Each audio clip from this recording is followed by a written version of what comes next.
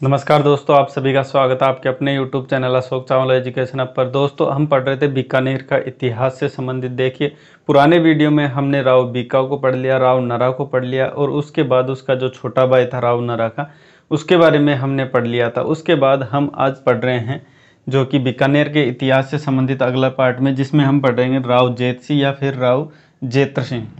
ध्यान रखना, ये राव जेत सिंह है, इसी को जेत सिंह कहा जाता है, जो कि इसका कार्यकाल है 1526 से 1542 में। अगर बात करें इसके पिता की, दोस्तों इसके पुराने वीडियो में हमने देखा था इसके पिता की मृत्यु किस कारण से हुई, और उन मृत्यु के बाद ही जो नया शासक बनता है वो उसका ज्येष्ठ पुत्र होता है, जो कि जेत सिंह ही होता है। तो जेत सिंह जब नया शासक के रूप में बनता है तो इसमें सबसे बड़ी समस्या इसके सामने ये होती है, क्योंकि जो इसके पिता थे वो पिता के सबसे बड़ा कारण ये रहा था उसके शासनकाल में कि वो सरदारों के विरोध में हमेशा कार्य करते थे, यानी सरदारों का हमेशा दमन करते थे। तब जब ये नया शासक के रूप में नवीन राजगद्दी पर बैठे थे, तब इनको सबसे ज़्यादा समस्या यही थी कि सरदारों का जल्दी से आक्रमण ना हो जाए, उनके द्वारा अपना जो राज्य है वो हड़प नहीं लिया जाए। इसलिए ज़्यादातर समस्या इनको जो सबसे ज़्यादा देखने को मिली वो सरदारों से रिलेटेड थी, यानी सरदारों का ज़्यादातर इनको खौफ देखने को मिला है।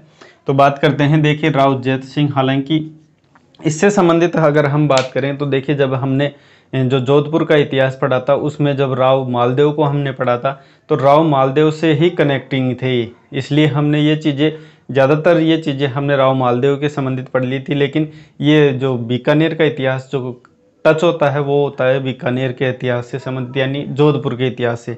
तो दोनों का कंबाइंड था, इसलिए मैंने पहले भी ये चीज़ें पढ़ ली थी, जो आपको पढ़ा चुका था ये चीज़ें भी मैं। तो उसके बाद ये चीज़ें हम देख लेते हैं, कुछ नई बातें हैं जो हम आज डिस्कस करेंगे। हालांकि जो पुरानी बातें हैं वो आप पुराने वीडियो में देख लीजिए, क्योंकि समान बातें हैं तो दोहराने से कोई फ़ायदा नहीं है ना।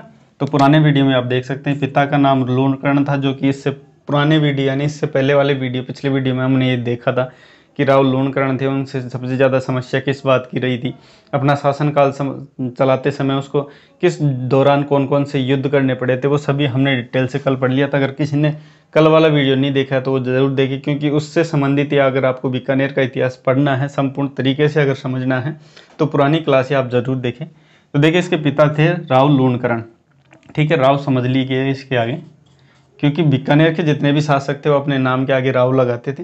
तो ये चीज़ें आपको पता है, यानी अगर हम बात करें तो राठौड़ वंश से, तो राठौड़ वंश से संबंधित जितने भी शासक हुए हैं वो सभी अपने आगे राव लगाते थे। बात करें कि सरदारों से संबंधित खतरा, जैसे कि मैं बताया कि राव लूणकर्ण थे, वो हमेशा विरोध किया करते थे सरदारों का। और जब बाद में युद्ध भी हुआ था तो उस युद्ध में भी, जैसे मैंने बताया था, उसमें जब बाद में उस शेख के साथ युद्ध हुआ था, उस शेख के साथ भी जब युद्ध हुआ था तो उसमें सरदारों का इनके विरोधी था, यानी वो हमेशा शेख की तरफ से ही लड़ते थे सरदार, और इनके साथ थे कुछ राजपूत शासक। तो ध्यान रखना, सरदारों के हमेशा विरोधी रहने के कारण इनको सबसे ज़्यादा खतरा ही सरदारों का था। उसके बाद की बात करते हैं रातिगाठी का युद्ध। देखिए, सबसे पहले तो आपको रातिगाठी समझना होगा। देखिए, हमने जब राव बीका को पढ़ा था कि राव बीका जब वहाँ से अपना राज्य छोड़कर यहाँ पे नए जो जांगल प्रदेश है वहाँ पर अपना राज्य नया स्थापित किया था, तो यहाँ पे एक जगह थी रातिगाठी, जहाँ पे ही इन्होंने अपना राज्य विस्तार किया। और इस रातिगाठी का क्षेत्र, यानी अगर बात करें तो डिटेल से कि बीकानेर के जो आसपास का जो क्षेत्र है, बीकानेर का क्षेत्र है, उसी को ही रातिगाठी का क्षेत्र कहा जाता है। और यहाँ पे ही इन्होंने बीकानेर का गढ़ बनाया था और बीकानेर की स्थापना की थी। तो ये रातिगाठी क्षेत्र ही बीकानेर का क्षेत्र है, ऐसा समझ लीजिएगा। तो रातिगाठी का क्षेत्र, यानी इसका जो युद्ध हुआ था रातिगाठी का युद्ध, इसमें कामरान का युद्ध भी इसे देखने को मिलता है कई जगह पर। तो कामरान का युद्ध से मतलब है यहाँ पे जो बाबर का पुत्र था, तो कामरान था, उनमें आपस में सभी बेटों में भूमि का विभाजन कर दिया, राज्यों का विभाजन कर दिया जाता है उसकी मृत्यु के बाद। तब बाद में ये क्या करता है कि जो कामरान को जो राज्य मिला था वो मिला था लाहौर साइड का। अब लाहौर का जब राज्य में, यानी उत्तरी भारत के जितने भी क्षेत्र थे वो कामरान के अधीन थे। कामरान जितना भी चाहता था उतना राज्य विस्तार कर लेता था, और जितनी भी जगह थी वो ये मैं कहूँ कि उत्तरी भारत के जितने भी क्षेत्र थे वहाँ सभी पर कामरान का विशेषता अधिकार था। लेकिन यहाँ पे बात ऐसे करें कि उत्तरी क्षेत्र में एकमात्र जो राजपूत शासन था जो कि इनके अधीन नहीं था, वो था यहाँ पे बीकानेर का शासक, यानी बीकानेर जो राठौड़ वंश है, राठौड़ वंश इसके अधीन नहीं था। तो ये ध्यान रखिए, राठौड़ वंश को ही अधीन करने के लिए कामरान यहाँ पर अपनी पूरी प्लानिंग बनाता है, यहाँ पर आक्रमण करता है। किसके समय में, बात ध्यान रखना, राव जेत सिंह या राव जेत सिंह, दोनों नाम आपको देखने को मिल सकते हैं। तो उस समय जब युद्ध करता है तो राव जेत सिंह जानता है कि भाई हम नए हैं और अभी तक हमारा इतना सैनिक विस्तार भी नहीं है, तो इस बात से वो ध्यान में रखते हैं और यहाँ से साइड में चले जाते हैं और यहाँ पे युद्ध के तौर पर यहाँ पे कुछ शासकों को यहाँ के नियुक्त करके जाते हैं, उनकी पदवी संभाल के जाते हैं। यानी मैं कहूँ कि यहाँ पे जैसलमेर से टच में होने के कारण यहाँ पे कुछ बाठी वंश के शासक भी यहाँ पे रहते थे। तो बाठी वंश के जो शासक थे, तो बाठियों के कुछ शासक थे, उनको यहाँ पर राज्य का शासन प्रशासन देकर और यहाँ से कुछ समय के लिए साइड में चले जाते हैं। और बाद में बताते हैं कि बाठी वंशियों का संहार करके ही बाद में कामरान ने यहाँ पर राज्य पर अधिकार कर लिया था। और कुछ समय के बाद में जब यहाँ पे राव जैत सिंह है, कुछ समय अपने संगठन को जुटाते हैं और अपनी सेना को इकट्ठा और मजबूत करने के बाद यहाँ पर भीषण आक्रमण करते हैं, जो कि रातिगाठी का युद्ध कहलाता है। 26 अक्टूबर 1534 को करता है। और इसमें बात करें तो राव जैत सिंह की विजय होती है और कामरान इसमें हार जाता है। तो ये विशेष बात है। उसके बाद बात करते हैं पाहेबा और साहिबा का युद्ध। देखिए, पाहेबा एवं साहिबा का युद्ध है, हमने डिटेल से बात की थी इसके बारे में जब हमने पुराना वीडियो, अगर आपने देखा हो तो आपको अच्छे से पता होगा कि पुराना वीडियो हमने देखा था राव मालदेव के समय में। तो राव मालदेव का और यहाँ पे राव जैत सिंह, यानी मैं कहूँ तो ये दोनों एक ही परिवार के सदस्य थे अगर बात करें, क्योंकि बाद में एक ही शाखा जो जोधपुर की शाखा है वहाँ से ही राव बीका अलग होकर यहाँ पे बाद में नवीन शाखा के रूप में यहाँ पे बीकानेर की शाखा, बीकानेर के राठौड़ वंश की स्थापना करता है। तो मैं बात करूँगा डिटेल से इनकी उत्पत्ति के संबंध में। तो दोनों राठौड़ वंश से संबंधित, दोनों आपस में पारिवारिक रूप से भी संबंधित थे। लेकिन बाद में जब बताते हैं इस स्टोरी के माध्यम से, तब मैंने बताया भी था उस समय कि राव मालदेव ऐसा शासक था कि वो अपने बाप को ही नहीं बख्शा। यानी उसको मालदेव को पितृहंता भी कहा जाता है। जब अपने बाप को नहीं बख्शा तो फिर ये क्या चीज़ है। तो यहाँ पे आक्रमण करता है और अपना राज्य विस्तार, देखिए हर राजा की एक ही नीति होती है कि अपना साम्राज्य विस्तार करना चाहता है, तो अपनी सीमाएं बढ़ाना चाहता है, अपना जो जज्बा है वो दिखाना चाहता है, अपना जो योग्यता है वो उसकी क्षमता बढ़ाना चाहता है। इसलिए वो यहाँ पे पाहेबा या साहेबा एक जगह है, वहाँ पर आक्रमण करता है। किसके? राव जैत सिंह के ऊपर। अब राव जैत सिंह के ऊपर जब ये पाहेबा साहेबा का 1541 में जब ये युद्ध होता है, उस समय बहुत से लंबे समय तक ये युद्ध चलता है। उसमें क्या है कि जो राव मालदेव है वो विजित हो जाता है। यहाँ पे जो मुख्य उसका सेनापति था, वो विशेष आपको ध्यान रखना है, क्योंकि एग्जाम की दृष्टि से ये ही प्रश्न ज़्यादातर देखने को मिलता है कि एक तो सीधा सीधा पाहेबा साहेबा का युद्ध कब होता है, तो 1541। दूसरी बात, जो पाहेबा साहेबा का जब युद्ध होता है उसमें राव मालदेव की तरफ से जब मुख्य सेनापति था वो राव मालदेव का कुंपा, यानी कुंपा नामक जो सेनापति था वो मुख्य सेनापति था। उस समय जब उसने अपनी विशेष वीर कौशलता दिखाई थी, उसी के कारण बाद में इस बात से प्रभावित होकर, कुंपा पर प्रभावित होकर राव मालदेव ने, जो कि जोधपुर के शासक थे, राव मालदेव ने उसको क्या है कि यहाँ का नवीन राज्य सौंप दिया था। और इसको जो कहते हैं कि क्षेत्र विशेष के रूप में यहाँ पर नागौर का जो क्षेत्र है वो उसको विशेष रूप से राज्य करने, शासन करने के लिए दिया गया। और यहाँ पे जो बीकानेर का जो नवीन शासक है वो बाद में कुंपा को बनाया गया था राव मालदेव के द्वारा। और बताते हैं कि 1542 में 26 फरवरी 1542 में राव जैत सिंह की मृत्यु हो जाती है। ठीक है, और यहाँ पे जैसे इसकी मृत्यु होती है तो बाद में राव मालदेव का यहाँ पे शासन हो जाता है, राव जैत सिंह खत्म हो जाते हैं। और कुछ समय यहाँ पे शासन, यानी मैं कहूँ तो कुछ समय क्या है, ये 1544 में जब बाद में गिरी सुमेल या सुमेलगिरी का युद्ध होता है, तब तक ये यहाँ पर शासन रहता है राव मालदेव का। और यहाँ पे शासन के रूप में यहाँ पे जो शासक रहता है वो होता है राव, मतलब कुंपा था उसका मुख्य सेनापति, वो यहाँ पर शासन के रूप में यहाँ पे शासक रहता है। उसके बाद बात करते हैं इसका जो ज्येष्ठ पुत्र था, राव जैत सिंह का ही ज्येष्ठ पुत्र सबसे बड़ा पुत्र था।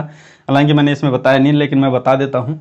जब ये पाहेबा साहेबा का युद्ध होता है तब क्या करता है राव जैत सिंह होता है, ये अपने परिवार के जितने भी महिलाएं हैं, जितने भी सदस्य होते हैं, चाहे पुत्र हो या अन्य हो, उन सभी को क्या करता है वो वहाँ पे सिरसा में भेज देता है। सिरसा में क्या है कि सुरक्षित रूप रखने के लिए उनको वहाँ पे भेज देता है। तो वहाँ पे ही राव कल्याणमल को ये पता चलता है कि हमारे पिताजी की मृत्यु हो चुकी है और हमारे राज्य पर हमारे पारिवारिक जो सदस्य है राव मालदेव, उसी ने यहाँ पर अधिकार कर लिया है और मेरे पिता की मृत्यु कर देता है।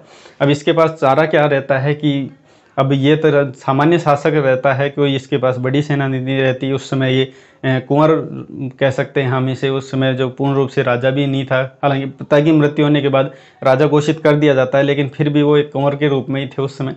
अब कोई भी शासक के रूप में जब ऐसी विपत्ति आती है तो वो एक ही काम करता है, अपने से या फिर जो शासन जो विजित हुआ है वहाँ पर जो अधिकार किया है उससे भी जो थोड़ा अच्छा सपोर्ट रखने वाला, उससे भी ज़्यादा ताकतवर जो शासक होता है उसके पास वो क्या मांगने जाता है, शरण मांगने जाता है। तो इसी प्रकार यहाँ पे जो दिल्ली का उस समय जो शासक था उस समय जो था शेरशाह सूरी यानी सुल्तान वंश का सूरी जो शासक था वो उसी के पास वो शासन मांगने जाता है शरण की, ऐसे ऐसे हमारे शासन पर क्या है कि राव मालदेव ने अधिकार कर लिया और मेरे पिता की मृत्यु कर दी है, तो हमें आपका सहयोग चाहिए और आप वहाँ पे जाके युद्ध करो हमारी तरफ से और हम आपका पूर्णतः सहयोग करेंगे।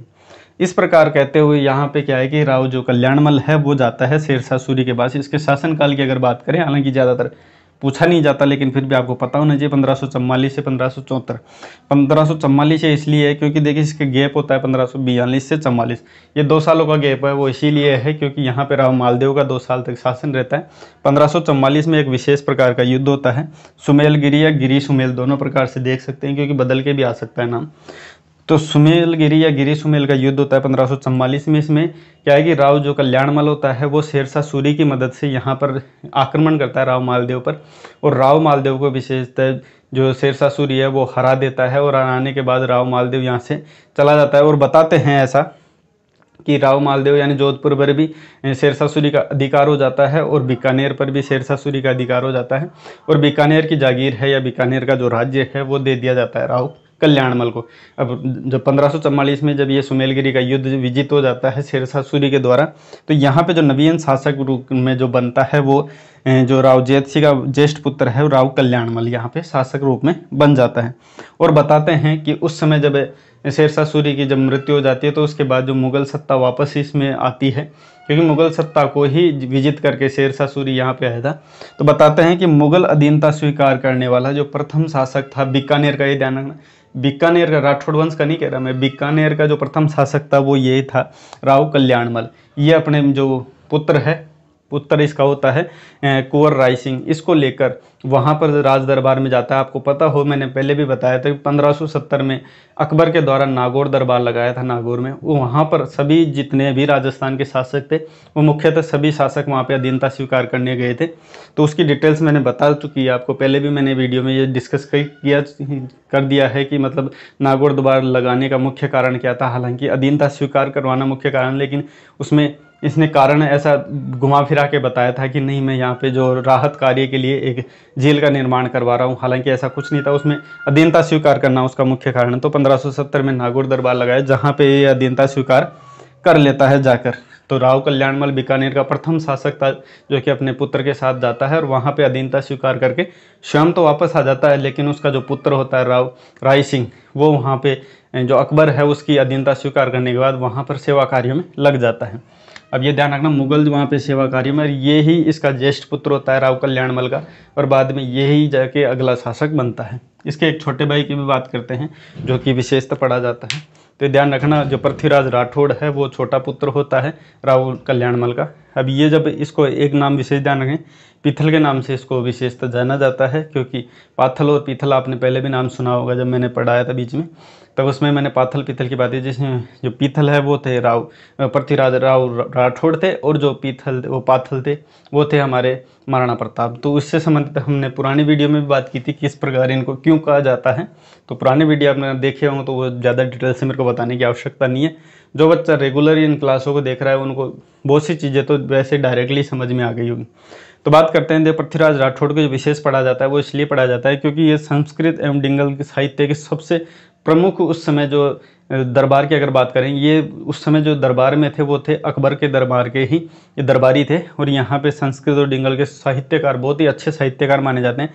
इन्हें बाद में जब इनकी योग्यताओं से प्रभावित होकर अकबर ने इनको क्या है गागरोन का किला भी भेंट स्वरूप दिया था। और बताते हैं इन्हों की एक रचना है, ठीक है, बेली किशन रुक्मणीरी, इस प्रकार से एक रचना है जो कि काव्य ग्रंथ है।